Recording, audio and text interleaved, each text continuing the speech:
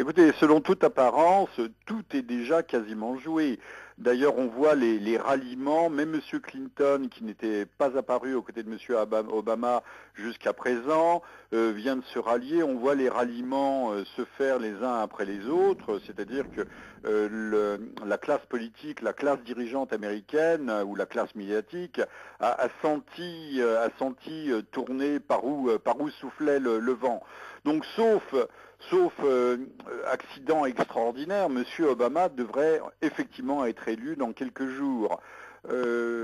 Sauf également, enfin je ne pense pas que même si aujourd'hui il y a ces questions des swing states et certains commentateurs, pas forcément mal intentionnés, mais particulièrement lucides, voient d'ailleurs que Israël peut être l'un de ces swing states.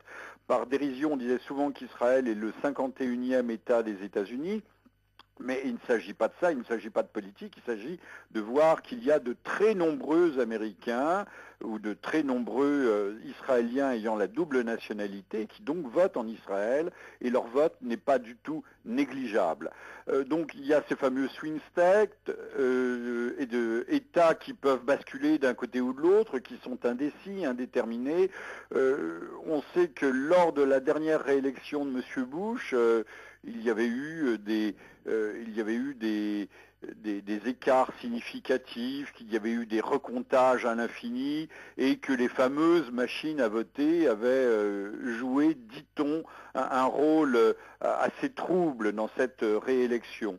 Donc, je ne pense pas qu'il y ait de trucage manifeste aux États-Unis, mais normalement, les jeux sont joués et là nous avons des indicateurs très sûrs, d'autant que M. McCain a réussi un coup, on va dire, le mot, je vais le mettre entre guillemets, n'est pas très élégant, un coup médiatique en prenant Mme Sarah Palin, mais en fait c'est un coup qui a fait long feu, puisque sa colistière, son ticket avec cette jeune gouverneure de l'Alaska, enfin jeune entre guillemets également, n'a pas eu la portée, très rapidement l'affaire s'est dégonflée.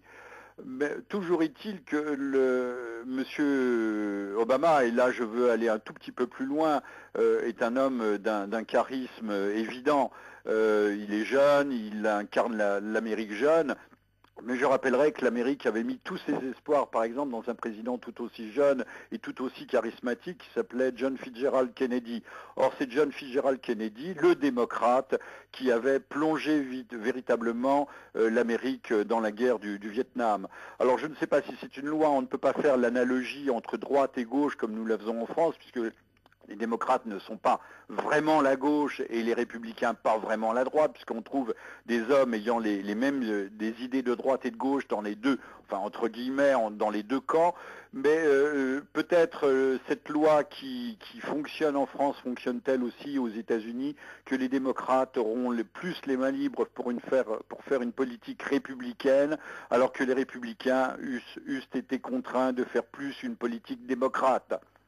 Voilà. Alors donc, il ne faut peut-être pas s'attendre à des miracles absolus et l'Obamania qui déferle sur le monde aujourd'hui est peut-être un petit peu hâtive. Attendons et nous verrons, mais il ne faut pas non plus avoir misé trop d'espoir puisque même si les divergences existent entre M. McCain et M. Obama sur la gestion de sortie de l'Irak et de l'Afghanistan, sur le fond, ils restent quand même tout à fait d'accord.